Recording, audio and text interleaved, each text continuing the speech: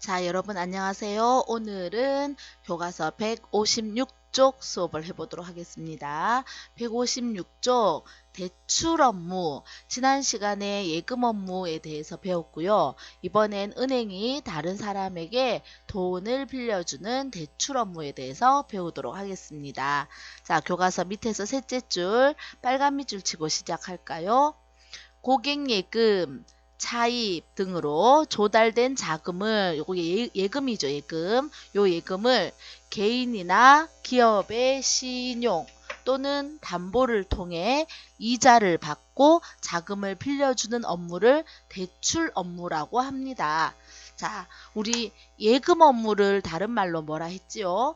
그렇죠. 수신 업무라 했죠. 대출 업무는 다른 말로 여신 업무라고 합니다. 이것도 우리가 들어본 용어죠. 자, 이 대출 업무가 구체적으로 뭐가 있는지 교과서 157쪽 보겠습니다. 자, 제일 먼저 나오는 어음 할인. 그러니까 돈을 빌려줄 때 빌려주는 방법이 뭐가 있냐 이런 건데요. 이제 어음을 할인하는 형식으로 빌려준다 하는 겁니다. 자, 무슨 뜻이냐 하면 첫째 줄에 파란 밑줄 칩니다. 은행이 상품 매매에서 발행한 상호보험을, 상호보험이 뭘까? 자, 우리 앞에서 어음을 배운 적이 있습니다. 어음에는 상호보험이 있고 융통어음이 있어요. 상호보험은 이 앞에 말처럼 물건을 팔고 돈 대신 어음을 받으면 상호보험이에요. 그런데 내가 돈이 필요해서 어음을 발행하면 융통어음이 되는 겁니다. 근데 여기서 어음 할인이 되는 것은 상호보험이고요. 이 상호보험을 매입한 날로부터 만기일까지 이자와 수수료를 차감한 금액을 지급하는, 누구 입장이냐면 은행 입장에서 지급하는 단기성 대출 방식을 말한다. 대출이다. 자, 좀 더 구체적으로 볼까요? 어음 소지인이 있습니다. 물건을 팔고 돈을 받아야 되는데 상대방이 어음을 줬어요. 이 어음을 가지고 이 사람이 일반 은행을 찾아오는 겁니다. 만기일이 아직 남았어요. 그런데 난 지금 당장 돈이 필요해요. 그래서 어음을 은행한테 주고 돈을 받아가는 겁니다. 이때 좀 더 구체적으로 얘기하면, 자, 예를 들어서 이 사람이 120만 원짜리 어음이 있어요. 원금이. 근데 이자가 연 10%라는 이제 이 어음에 이자가 적혀 있어요. 연 10% 같으면 매달 10,000원, 1년에 12만 원이거든요. 근데 이 사람이 돈을 가만히 들고 있으면 원금이랑 이자랑 해서 132만 원을 받을 수 있는데 만기가 아직 3달 남았음에도 불구하고 당장 돈이 필요한 겁니다. 당장 돈이 뭐 예를 들어 빨리 그 돈을 찾아서 다른 물건을 사야 된다. 이런 상황이 됐어요. 그래서 그걸 들고 이 상호보험을 들고 은행에 가면 은행은 자, 만기일에 받을 수 있는 돈이 얼마랬죠? 132만 원. 원금 120만 원에 이자 12만 원 합쳐서 132만 원을 어음 소지인한테 다 주는 게 아니고요. 다 주면 은행이 아무런 이득이 없잖아요. 그죠? 그러니까 만기일까지 이자 3만 원, 석 달 남았고 한 달에 10,000원 이자니까 만기일까지 이자 3만 원은 은행 거예요. 그래서 은행 3만 원이랑 공짜로 안 해주니까 수수료 10,000원 떼고 그럼 이제 4만 원 떼고 얼마가 되냐면 128만 원을 이 어음 소지인에게 지급해 주는 겁니다. 그럼 어음 소지인은 132만 원짜리 어음을 128만 원에 깎아서 할인, 깎아서 돈을 받아가는 거고요. 은행은 요걸 석 달을 가만히 들고 있으면 4만 원의 이득이 생기는 겁니다. 자, 이런 식으로 은행이 일반인에게 돈을 내어주기 때문에 대출이란 용어를 사용해서 이제 어음을 할인해서 대출해준다라고 얘기하죠.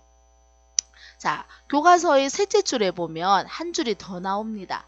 뭐라고 되어 있냐면 은행은 할인해준 어음을 다시 중앙은행에 할인받아 자금을 조달하는데 이를 재할인이라고 한다라고 되어 있습니다. 파란 밑줄 치고요. 자, 무슨 뜻이냐? 좀 전에 어음 소지인이 일반은행에 상호보험을 주고 돈을 받아갔어요. 그럼 지금 이 상호보험을 누가 갖고 있냐면 일반은행이 가지고 있어요. 근데 일반은행이 만기까지 들고 있어도 되지만 그 전에 우리 이거 돈으로 바꿀래. 그럼 어디 가야 돼요? 그렇지. 우리나라의 중앙은행 한국은행으로 가는 겁니다. 그럼 한국은행에 상호보험을 주고 돈을 받아오는 거예요. 물론 아까보다 조금 더 깎아서 4만 원을 자기가 챙길 수 있었는데 뭐 3만 원 정도만 챙기고 10,000원은 한국은행 주고 이렇게 할 때 요 앞에 어음 소지인이 일반은행에 이제 가져와서 할인받는 건 어음 할인이라 하고요. 일반은행이 한국은행에 가져오는 할인받는 것은 재할인, 한 번 더 할인한다 해서 재할인이라고 합니다. 자, 설명이 너무 자세하죠, 그죠? 잘 이해했으면 좋겠어요. 자, 어음 대출 넘어갑니다. 이번에는 차용증서 대신에, 자, 차용증서가 뭔지는 좀 이따 얘기하겠습니다. 어쨌든 어음 거래를 약정한 후 은행을 수취인으로 하는 약속어음을 받고 고객에게 대출하는 것이라고 되어 있습니다. 대출자가 와서 은행한테 이렇게 얘기하는 겁니다. 제가 약속어음을 발행할 테니 돈을 좀 주시면 안 되겠습니까?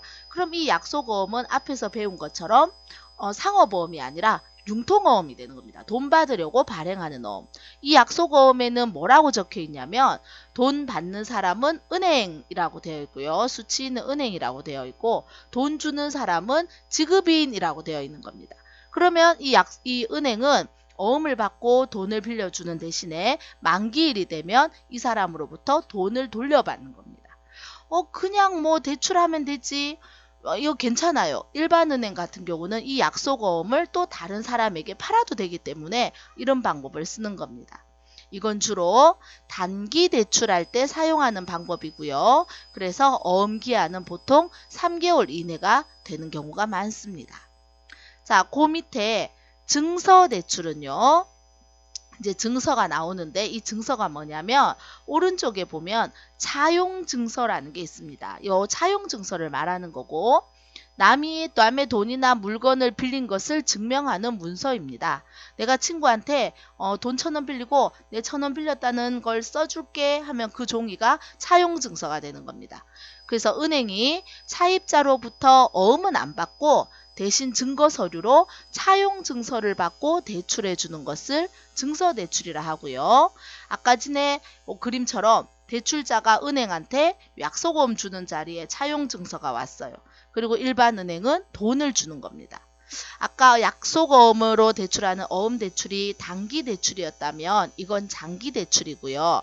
아무래도 단기 대출보다 이자가 높습니다. 기간도 길고 그리고 쉽게 떼일 수 있기 때문에 토지나 건물 등의 고정자산을 은행에 담보로 설정해야 됩니다.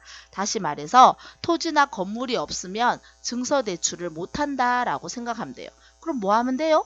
그렇죠. 어음대출 하면 되죠. 어음대출. 자, 또 넘어가겠습니다. 당자대월. 자, 당자대월 할 때 이 대자가 무슨 대자냐? 이 뜻을 알아야 돼요. 이 대자가요.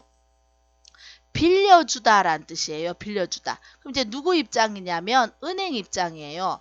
은행 입장에서 빌려주는 것을 당자대월이라고 하는데요.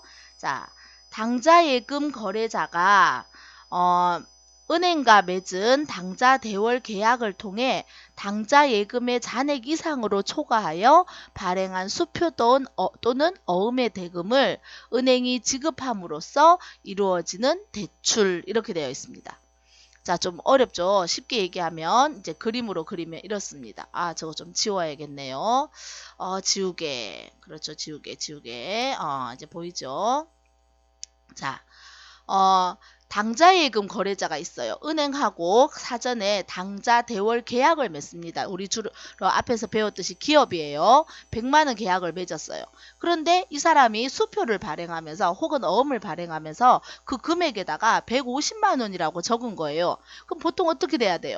그렇죠. 부도가 나죠. 부도가. 그런데 이곳은 기업이고 은행과 오랫동안 거래했기 때문에 은행이 500만 원 정도는 그냥 대출로 봐주는 겁니다. 물론 대출 이자를 받지만 부도를 발생시키지 않고 대출 50만 원으로 이제 인식하고요. 따라서 이제 요걸 당자 대월했다고 생각합니다.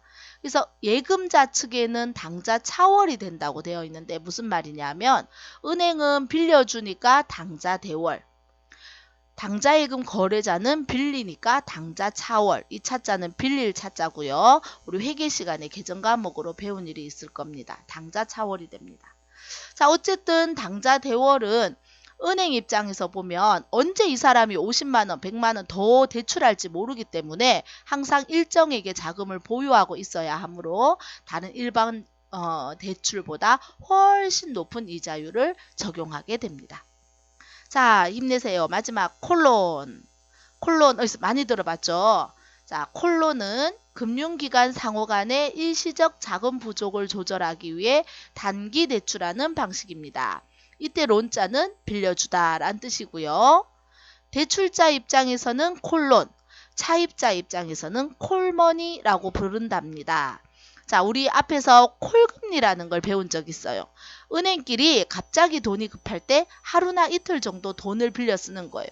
그러면 A은행이 B은행한테 돈을 빌려주게 되면 A은행은 콜론 했다고 얘기합니다. 대출입니다. 대출. 근데 B은행은 빌렸기 때문에 빌린 돈 콜머니가 되고요.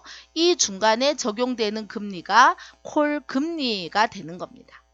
자, 오늘 수업 열심히 했습니다. 여기까지 할까요?